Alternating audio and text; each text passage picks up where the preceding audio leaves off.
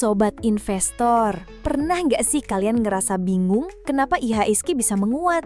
Padahal bursa-bursa besar di Asia justru lagi merah membara.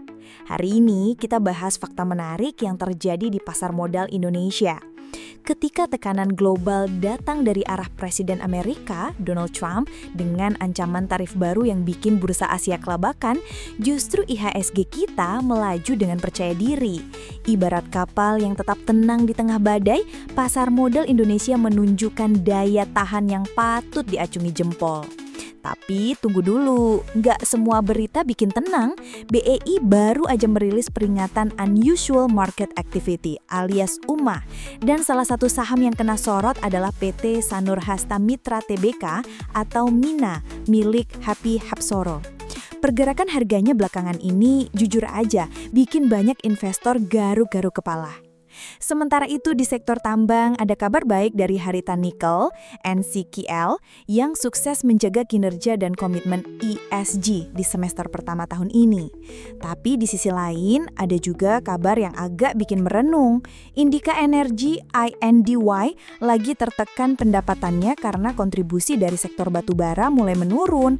Dan menariknya beda dengan INDY, PT Bukit Asam atau PTBA justru tancap gas. Produksi batubara mereka naik jadi lebih dari 21 juta ton di semester pertama 2025. Nah sobat, semua ini bukan cuma deretan angka dan nama perusahaan. Ini adalah cermin dinamika ekonomi yang harus kita pahami, apalagi buat kamu yang serius mau jadi investor cerdas.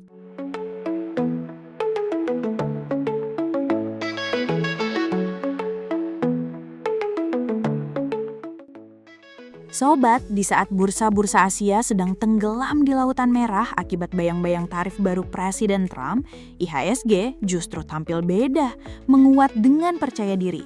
Pada penutupan perdagangan hari Jumat 1 Agustus 2025, IHSG berhasil naik 53,43 poin ke level 7.537,76. Kenaikan ini sebesar 0,71% dibanding hari sebelumnya. Padahal tekanan global lagi tinggi-tingginya. Kalau kita lihat, bursa seperti Kospi Korea Selatan anjlok sampai 3,88%, SETI Thailand 1,93%, dan Hang Seng Hong Kong 1,07%. Artinya, sentimen negatif global itu nyata, tapi pasar kita justru menunjukkan ketahanan yang menarik banget untuk dianalisis. Kuatnya IHSG ini didorong oleh aksi beli di saham-saham tertentu sobat. Lihat aja, saham PT Sanur Hasta Mitra alias MINA melesat 34,3%. Ada juga DISFI dan FUTR yang masing-masing menguat lebih dari 29%. Ini menunjukkan bahwa sektor-sektor tertentu masih punya daya tarik, bahkan di tengah kecemasan global. Sementara di sisi lain, saham-saham yang jadi top losers pun tetap ada, seperti KBLM dan OASA.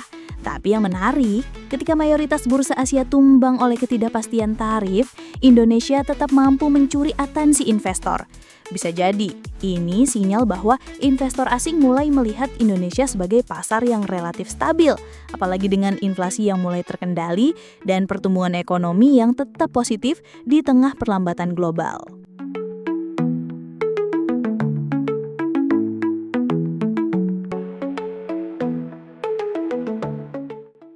Sobat, ada yang lagi jadi buah bibir di pasar saham belakangan ini, yaitu saham PT Sanur Hasta Mitra atau kode sahamnya MINA. Dalam sebulan terakhir, saham emiten milik Happy Hapsoro ini melonjak drastis hingga 96,88%. Bahkan, hanya dalam seminggu, lonjakannya sudah mencapai 20%. Gila banget ya! Lonjakan ini akhirnya bikin Bursa Efek Indonesia ngeluarin peringatan Unusual Market Activity alias UMA. Artinya, BI menganggap pergerakan harga MINA ini nggak biasa. Tapi ingat sobat, pengumuman UMA ini belum tentu berarti ada pelanggaran. Ini lebih ke sinyal hati-hati buat investor. Nah, karena saham MINA sudah masuk radar UMA, BI mengingatkan kita untuk nggak gampang FOMO.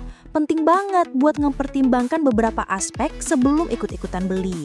Misalnya, perhatikan dulu tanggapan perusahaan terhadap klarifikasi dari bursa.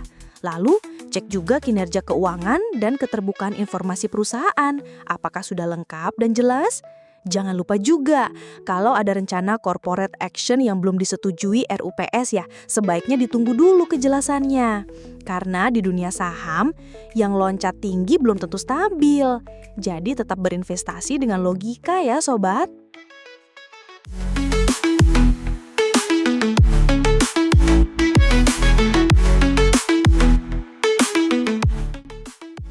Sobat, di tengah tekanan harga nikel global, PT Trimegah Bangun Persada atau Harita Nikel dengan kode saham NCKL justru menunjukkan langkah strategis yang luar biasa. Nggak cuma soal bisnis, tapi juga soal tanggung jawab sosial dan lingkungan. NCKL kini tengah menjalani audit ketat dari IRMA, standar internasional paling komprehensif untuk industri tambang, untuk memastikan operasional mereka berjalan transparan, akuntabel, dan ramah lingkungan. Di sisi lain, mereka juga mengikuti proses penilaian RMAP untuk memastikan rantai pasoknya bebas dari konflik dan sesuai standar global. Bahkan, sejak Juli 2025, NCKL sudah resmi masuk ke dalam FTSE4Good Index Series. Artinya, mereka diakui dunia sebagai perusahaan dengan kinerja ESG unggul. Tapi sobat, bukan cuma keberlanjutan yang dijaga. Dari sisi operasional dan finansial, kinerja NCKL juga patut diacungi jempol.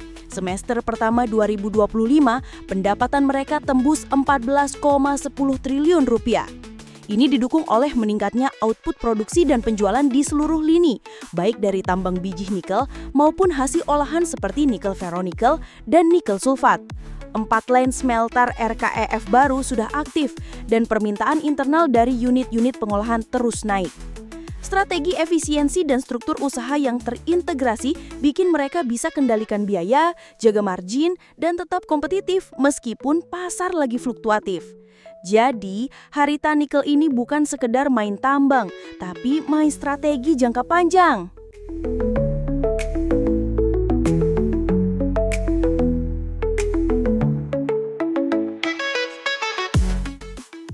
Sobat, meskipun dunia sedang menghadapi penurunan harga batubara global, PT Bukit Asam atau PTBA justru tampil beda.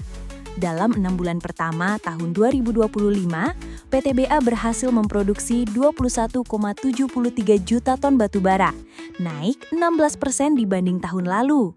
Yang menarik, penjualannya pun ikut melonjak hingga 21,62 juta ton, meskipun pasar utama seperti Tiongkok sedang lesu. Rahasianya, PTBA cepat beradaptasi. Mereka perluas pasar ke negara-negara seperti India, Bangladesh, bahkan sampai ke Filipina dan Vietnam. Jadi, ini bukan cuma soal tambang, ini soal strategi yang gesit dalam menghadapi perubahan global. Bukan cuma produksi dan penjualan yang naik sobat, angkutan batubara pun meningkat 9%. Dan ini jadi bukti bahwa efisiensi logistik benar-benar dioptimalkan.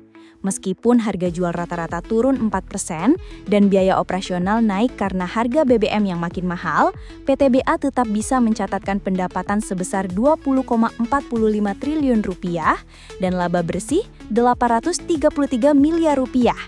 Ini artinya PTBA nggak hanya bertahan, tapi juga tumbuh di tengah tekanan. Kedepannya, PTBA akan terus fokus ke efisiensi, perkuat aset, dan dorong ekspansi ke bisnis berkelanjutan. Keren banget ya!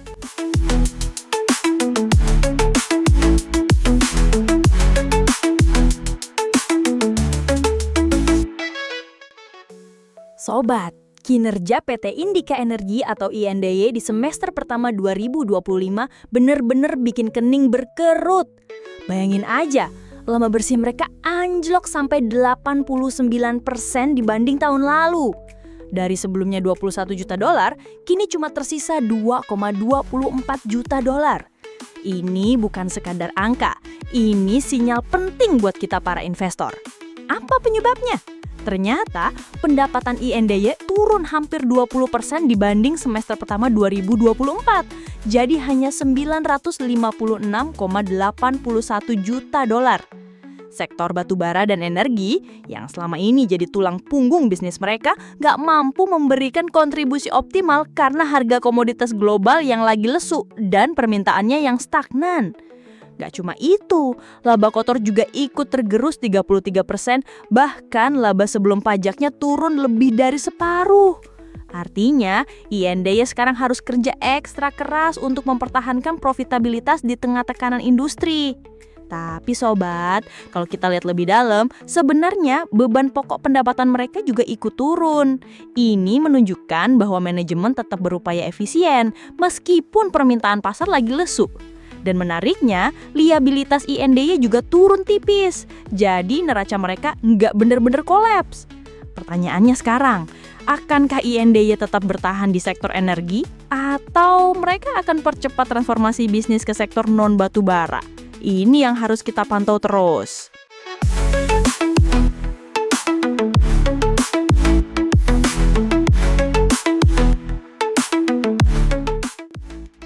Sobat, pekan ini IHSG sempat bikin dakdikduk karena terus melemah, bahkan sempat menembus ke bawah level 7.200.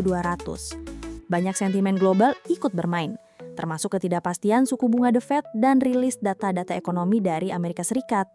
Tapi yang menarik, justru dari sektor energi dan tambang, kita melihat performa yang sangat kontras. Emiten PTBA misalnya, menunjukkan pertumbuhan kinerja solid dengan laba bersih naik 52% di semester 1 2025, didorong tingginya volume penjualan dan harga batu bara. Sementara itu, INDY justru terpukul. Laba mereka ambles hingga 89%, hanya menyisakan 2,24 juta dolar, terendah dalam beberapa tahun terakhir. Di sisi lain, saham-saham nikel seperti Mina dan NCKL masih menarik perhatian, apalagi dengan peluang hilirisasi dan demand global yang masih kuat dari sektor kendaraan listrik. Jadi meskipun pasar lagi fluktuatif, bukan berarti semuanya gelap gulita ya sobat. Ada sektor yang sedang mengerem, tapi ada juga yang tancap gas. Seperti biasa, jangan langsung FOMO atau panik jual. Yuk, riset mandiri dulu, lihat prospek jangka panjang, fundamental emiten, dan timing entry yang pas. Karena di balik volatilitas, seringkali ada peluang tersembunyi yang hanya bisa dilihat oleh investor yang sabar dan rajin cari tahu. Jangan lupa like, share, dan subscribe channel ini, biar aku makin semangat ngasih berita terbaru buat kalian. Semangat terus ya sobat, sampai jumpa di video berikutnya.